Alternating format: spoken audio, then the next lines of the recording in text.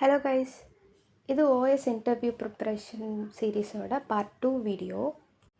So first நம்ம த்ரெட்ஸ்னால் என்னென்னு பார்க்கலாம்.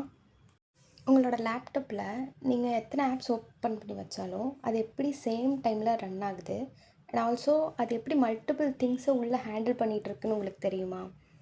இது எல்லாமே எதனால் நடக்குதுன்னா த்ரெட்ஸ் அண்ட் ப்ராசஸ்னால தான் நடக்குது. இதை இன்னும் சிம்பிளாக சொல்லணும்னா, எக்ஸாம்பிளுக்கு எம்எஸ் வேர்ட் இருக்குது உங்கள் லேப்டாப்பில், அதை நீங்கள் ஓப்பன் பண்ணுறீங்க. அதை நம்ம என்னென்னு சொல்லுவோம், ஒரு ப்ராசஸ் அப்படின்னு சொல்லுவோம். இப்போ அதை ஓப்பன் பண்ணிட்டு உள்ளே நீங்கள் ஒரு சென்டென்ஸ் எழுதுறீங்க. அந்த சென்டென்ஸ் எழுதும்போது நீங்கள் ஸ்பெல்லிங் மிஸ்டேக்கோடு எழுதுனீங்க அப்படின்னா கீழே அண்டர்லைன் பண்ணி காமிக்கும். ஸோ அதை ஒரு த்ரெட் ஹேண்டில் பண்ணிகிட்ருக்கோம். அண்ட் ஆல்சோ கிராமட்டிக்கல் எரர்ஸ் நீங்கள் எதனா பண்ணிங்கன்னா அதை ஹேண்டில் பண்ணுறதுக்காக ஒரு த்ரெட் ரன் ஆகிட்ருக்கோம்.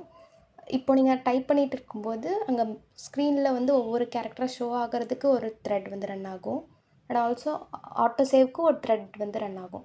இந்த மாதிரி ஒரு ப்ராசஸ்க்கு மல்டிபிள் த்ரெட்ஸ் நமக்கு ரன் ஆகிட்ருக்கும். ஸோ அதனால தான் த்ரெட்ஸை smallest unit of work inside a process அப்படின்னு சொல்லுவாங்க. கான்டெக்ஸ்ட் ஸ்விட்சிங்னா என்னென்னு தெரிஞ்சுக்கிறதுக்கு முன்னாடி அது ஏன் நடக்குதுன்னு தெரிஞ்சுப்போம். இப்போ உங்கள் சிஸ்டம் மல்டிபிள் ப்ராசஸை ரன் பண்ணிகிட்ருக்கோம். எக்ஸாம்பிளுக்கு க்ரோம், வாட்ஸ்அப், விஎஸ் கோடு, ஆன்டி வைரஸ், பின்னாடி நடக்கிற பேக்ரவுண்ட் டாஸ்க், இந்த மாதிரி மல்டிபிள் ப்ராசஸை இது ரன் பண்ணிகிட்ருக்கோம். ஆனால் உங்கள் சிஸ்டம் ஹேஸ் 4 கோர்ஸ்னு வச்சுக்கோம். ஒரு கோர் ஒரு ப்ராசஸை எக்ஸிக்யூட் பண்ணும். அப்போ இத்தனை ப்ராசஸையும் சிபியூ எப்படி ஹேண்டில் பண்ணோன்னா த்ரூ கான்டெக்ஸ்ட் ஸ்விட்ச். கான்டெக்ஸ்ட் ஸ்விட்சிங்கை சிம்பிளாக அண்டர்ஸ்டாண்ட் பண்ணிக்கிறதுக்கு 4 ஸ்டெப்ஸ் தெரிஞ்சால் போதும். இப்போ நீங்கள் க்ரோமில் இருக்கீங்க. க்ரோமில் ஏதோ ஒரு வெப்சைட் ஓப்பன் பண்ணி ஏதோ ஒரு கான்டென்ட் நீங்கள் ரீட் பண்ணிகிட்ருக்கீங்க. இப்போ சிபியூ என்ன பண்ணுன்னா உங்கள் க்ரோமை தான் எக்ஸிக்யூட் பண்ணிகிட்ருக்கோம். நெக்ஸ்ட் நீங்கள் எம்எஸ் வேர்ட் ஸ்விட்ச் ஆகுறீங்க. அப்போ சிபியூ என்ன பண்ணுன்னா நீங்கள் க்ரோமில் எந்த பொசிஷனில் கர்சரை வச்சுருக்கீங்க, எந்த டேபில் இருந்தீங்க, அப்புறம் நீங்கள் ஸ்க்ரோல் பண்ணும்போது நீங்கள் எந்த பொசிஷனில் இருந்தீங்கங்கிற முதற்கொண்டு எல்லாத்தையுமே ஸ்டோர் பண்ணி வச்சுக்கோம். அந்த ஸ்டேட் எல்லாத்தையுமே சிபியூ ஸ்டோர் பண்ணி வச்சுக்கோம்.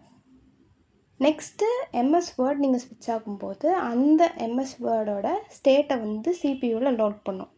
அதுக்கப்புறம் இப்போ நீங்கள் மறுபடியும் க்ரோமுக்கு வரீங்கன்னா ஏற்கனவே நம்ம ஸ்டோர் பண்ணி வச்சோம்ல க்ரோமோட ஸ்டேட், அந்த ஸ்டேட் யூஸ் பண்ணி தான் நம்ம எங்கே இருக்கோம் அப்படிங்கிறத தெரிஞ்சுட்டு க்ரோம் எக்ஸிக்யூட் ஆக ஆரம்பிக்கும்.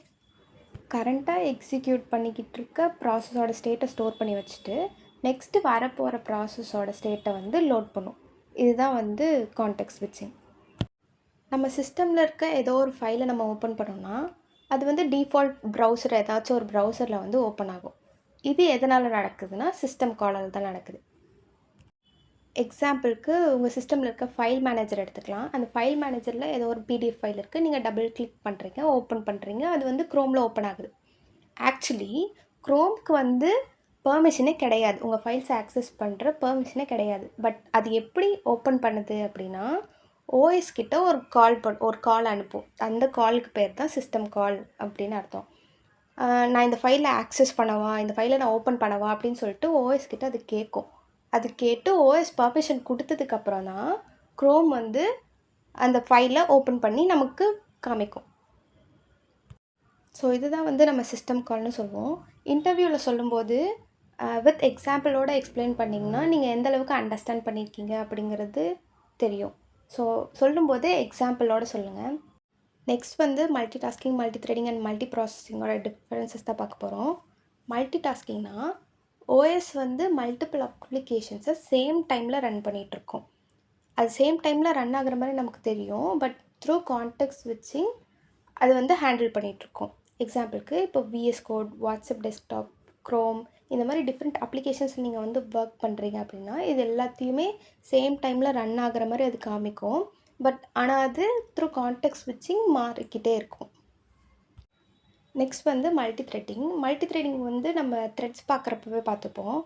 இப்போ எக்ஸாம்பிளுக்கு எம்எஸ் வேர்டு இருக்குது. எம்எஸ் வேர்டு நீங்கள் ஓப்பன் பண்ணி டைப் பண்ணுறீங்க அப்படின்னா ஸ்பெல்லிங் செக் பண்ணுறதுக்கு ஒரு த்ரெட் ரன் ஆகும், கிராமர் செக் பண்ணுறதுக்கு, அப்புறம் நீங்கள் டைப் பண்ணுற வேர்ட்ஸ் ஸ்க்ரீனில் ஷோ ஆகிறதுக்கு ஒரு த்ரெட் ரன் ஆகும். இந்த மாதிரி பேக்ரவுண்டில் different types of threads run ஆகிட்ருக்கும். அதனால தான் மல்டி த்ரெட்டிங் அப்படின்னு சொல்லுவாங்க. நெக்ஸ்ட் மல்டி ப்ராசஸிங்னா என்னென்னு பார்ப்போம். எக்ஸாம்பிளுக்கு உங்கள் சிஸ்டம் எடுத்துக்கோங்க. உங்கள் சிஸ்டம் எதர் 4 இல்லை 8 இல்லை 12 எத்தனை கோராக வேணாலும் இருக்கட்டும். நம்ம எக்ஸாம்பிளுக்கு 4 கோர் எடுத்துக்கலாம். கோர்னால் எதுவும் இல்லை, சிபியுக்குள்ளே இருக்கிற ஒரு ப்ராசஸிங் யூனிட் தான் நம்ம வந்து கோர்னு சொல்லுவோம். இப்போ அது 4 கோராக இருந்துச்சுன்னா ஒரு கோரில் ஒரு ப்ராசஸ் வந்து ரன் ஆகும்.